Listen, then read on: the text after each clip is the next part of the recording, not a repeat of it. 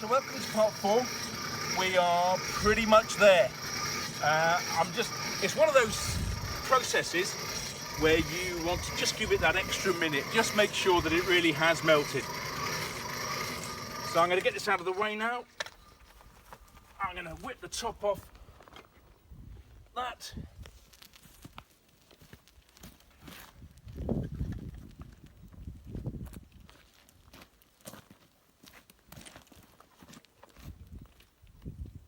Just get a proper grip on this.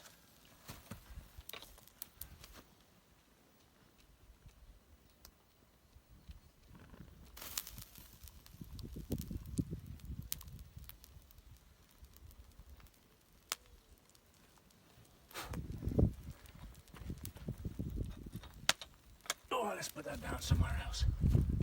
On there we go. Just going to leave that to cool down. And we can see the smoke coming out. Hopefully it'll be cooling down. There's a nice bit of molten copper on the bottom here, like that. Now one of the we can put that on there. That's what copper looks like when it's just melted. Now, with the copper that we put in there, I've used copper wire because it's got a big surface area. If you're trying to melt a copper sheet, my advice would be to cut it up into little bits. But yeah, I did spill a little bit here, which I'm a bit annoyed about.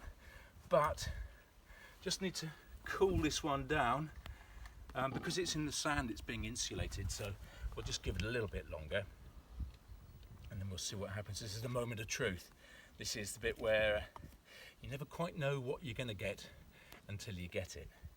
But yeah, so the next bit, which is the great unveiling, will be in the next part.